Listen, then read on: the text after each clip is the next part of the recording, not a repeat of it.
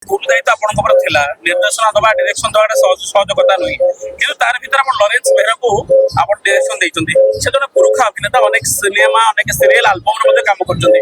କୋଉଠି ନା କୋଉଠି କେମିତି ଥିଲା ତାଙ୍କୁ ଡିରେକ୍ସନ ଦେବା, ଆଉ କେତେ ସେ ଅବଜର୍ଭ କଲେ, ଲାଗିଲା ସେ 100% ଆଉଟପୁଟ୍ ଦେଇଛନ୍ତି।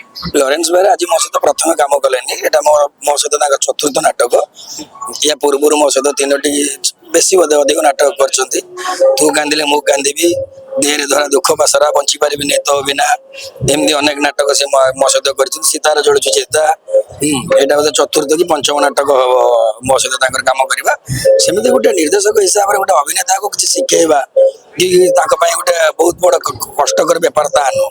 ଗୋଟେ ଅଭିନେତା ପାଇଁ ସବୁବେଳେ ଥାଏ ଯୋଉ ଚରିତ୍ରଟି ନିର୍ଦ୍ଦେଶକ ନେଇକି ଯାଇଛନ୍ତି ସେ ଚରିତ୍ରଟି ତାଙ୍କ ପାଇଁ ସବୁବେଳେ ନୂଆ।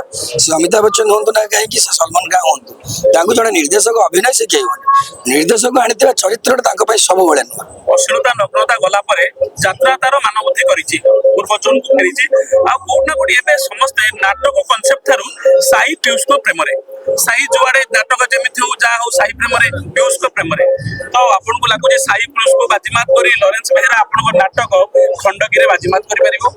ଜଣେ ନିର୍ଦ୍ଦେଶକ ହିସାବରେ ମୁଁ ଯଦି ନାଟକର ବାପା ବୋଲି ନିଜକୁ କହିବି, ଯଦି କଳାକାର ମାନଙ୍କର ବାପା ବୋଲି ମୁଁ ନିଜକୁ ବନେଇବି, ତାହେଲେ ସେମାନେ ବି ମୋ ସନ୍ତାନ, ଇଏ ବି ମୋ ସନ୍ତାନ। ସେମାନେ ବି ମୋ ପାଖରେ ଅଭିନୟ କରିଛନ୍ତି, ଗତ ବର୍ଷ କରିଥିଲେ, ଏ ବର୍ଷ ବି କରିଛନ୍ତି, ଇଏ ବି ଅନେକ ଆଗରୁ କରିଛନ୍ତି, ଏବେ ବି କରିଛନ୍ତି। ସବୁ ସନ୍ତାନକୁ ଗୋଟେ ବାପା ସମାନ ଦୃଷ୍ଟିରେ ଦେଖିବା କଥା, ମୁଁ ମଧ୍ୟ ସେଇଭଳିଆ ଦେଖିଛି।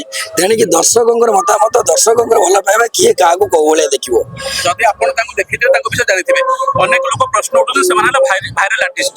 ତ ଆପଣ ସାଇ ପିୟୁଷକୁ ଭାଇରାଲ ଆର୍ଟିଷ୍ଟ କହିବେ ନା ଗୋଟେ ପ୍ରକୃତ ସଚ୍ଚା କଳାକାର, ଗୋଟେ ନିଛକ କଳାକାର କହିବେ? ଏହା ଏକ ଶବ୍ଦ, ଭାଇରାଲ କେବଳ ଗୋଟେ ଶବ୍ଦ, କେହି ଭାଇରାଲ ନୁହନ୍ତି। ସମସ୍ତେ ନିଜ ନିଜ ଶ୍ରମ ଅନୁଯାୟୀ ଗୋଟେ ଜାଗାରେ ପହଞ୍ଚିଛନ୍ତି। କଣ ସେ କରିଦେଲେ ଯେ କିଏ ଭାଇରାଲ ହେଲା? ସମସ୍ତେ ଅଭିନୟ କରିଛନ୍ତି, ଯିଏ ଯାହା ଦକ୍ଷତା ଅନୁସାରେ ଗୋଟେ ଜାଗାରେ ପହଞ୍ଚିଲେ। ସୋସିଆଲ ମିଡିଆ ଆସିଛି, ସୋସିଆଲ ମିଡିଆରେ ପ୍ରଚାର ପ୍ରସାର ତାଙ୍କର ଅଧିକ ହେଇଗଲା, ତା ମାନେ ନୁହେଁ ଯେ ସେ ଭାଇରାଲ ହେଇଗଲେ।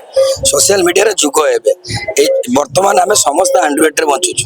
ଆପଣମାନେ ବି ପାକିସ୍ତାନ ସିରିଏଲ ଦେଖୁଛନ୍ତି, ମୁଁ ବି ଚାଇନାର ଦେଖୁଛି, କିଏ ବି ଯାଇକି ବିଦେଶର ଦେଖୁଛେ।